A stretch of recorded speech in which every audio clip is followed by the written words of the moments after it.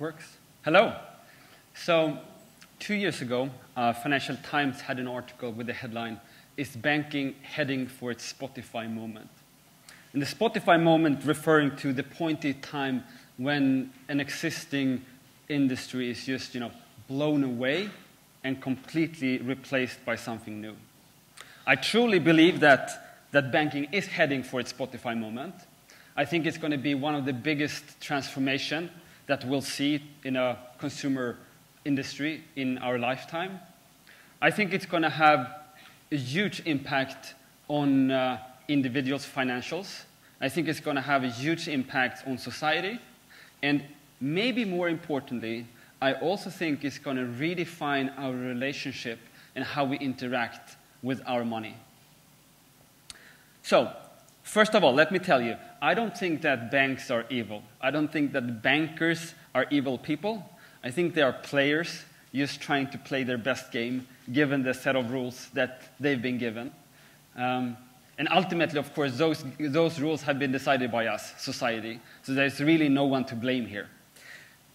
So, just to give you a short description of the state of the consumer banking market.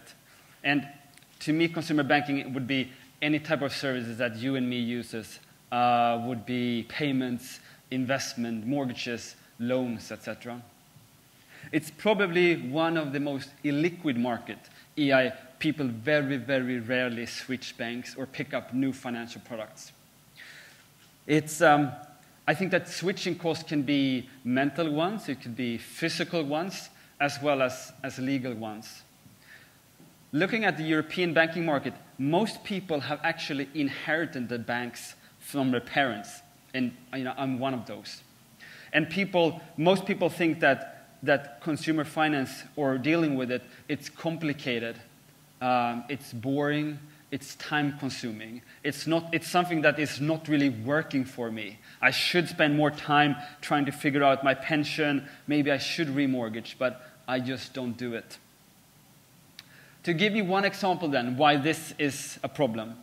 If you walk in today to a regular branch office with a bank and say, I have 500 euros that I would like to invest in the stock market, you're likely to get the advice that, well, I recommend you to put that money in the bank's own mutual fund. It's actively managed and it's going to cost you roughly 1.5% per year in fees. If you're willing to invest maybe 200 euros or something more per month, you don't need to be a rich kid. This is for everyone.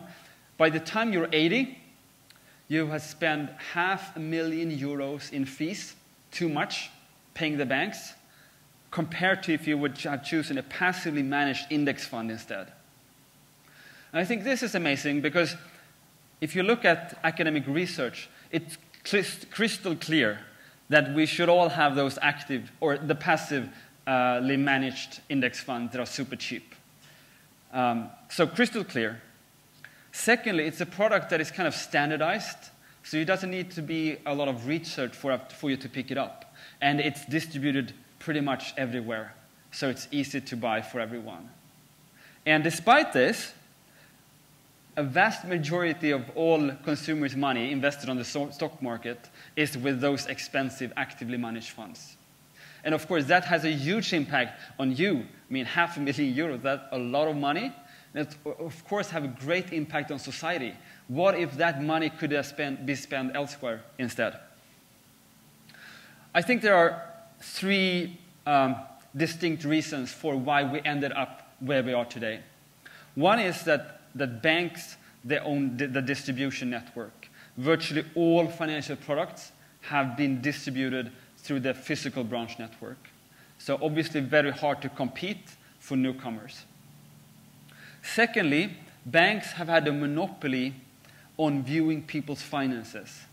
And this is absolutely necessary if you want to do financial advisory, to understand your financial history and to understand your financial presence.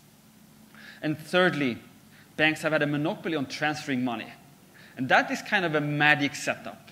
So banks are being the only one who see, well, this guy has 500 or 5,000 euros that's just laying around on a bank account.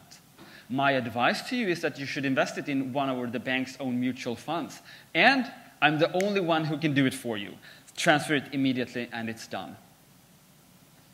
Well, this is now all about to change. Wrong question. Firstly, get back to that one. First, distribution is becoming increasingly digital and online, where everyone can compete.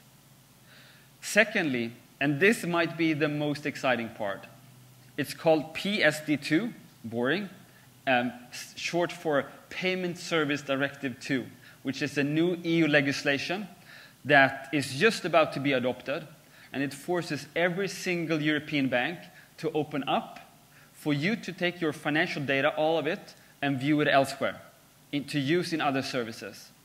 And it forces every single bank to open up for you to transfer money from that bank from elsewhere. You don't need to visit the branch or the bank's own mobile app, which is obviously, huge difference.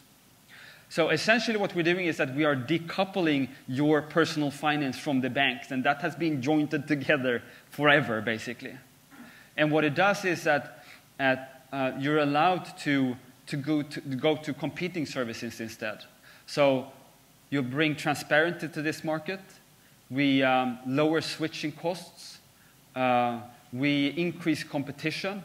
And ultimately, this legislation moves tons of power from the banks to you as a consumer. Now then. So, we already see on the back of this legislation new emerging services that helps you interact with your money in completely new ways. We see robo-advisory services that automatically rebalances your finances, make sure you have the cheapest funds available. There's services that let you cherry-pick the interest accounts that has the best rate throughout Europe. Or services that in real time let you remortgage, should there be a mortgage for you with better interest. So what we'll see switching costs go down, go down, go down.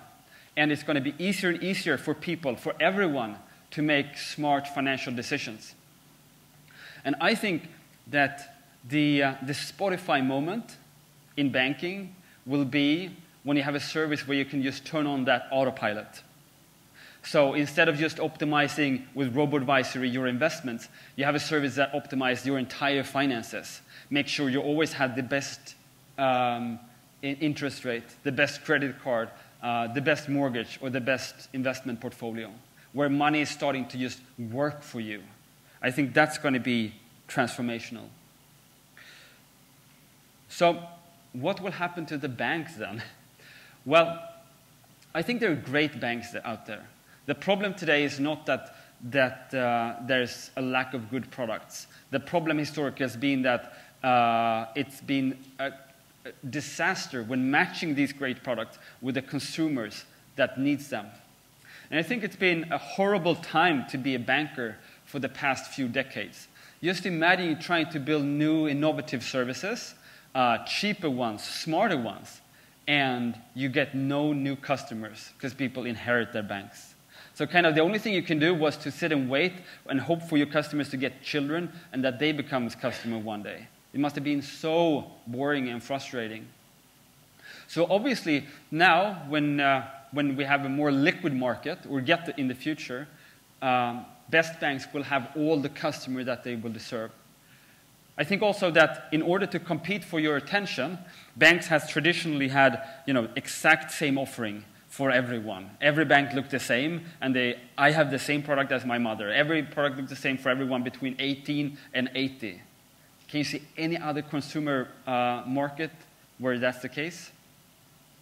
So we're going to see the emergence of new niche banks instead.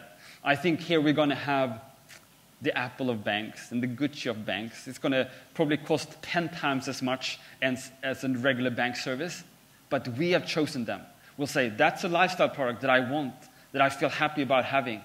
And I think here down there, you're going to have like super cheap DIY banks. You'll have to do everything on your own, but at very, very low cost. And then you're going to have everything in between. So obviously, the good banks are going to be winners in this. Bad banks, huge losers. Society and us as individuals will, of course, financially benefit from it. But I think maybe the most important change is that the moment, that Spotify moment when we turn on the autopilot, I think we're going to go from that feeling that finances is not really working for me, that people describe as like financial anxiety, to a state maybe what we can describe as financial happiness. And I think that's the financial future that I hope for all of us. Thank you.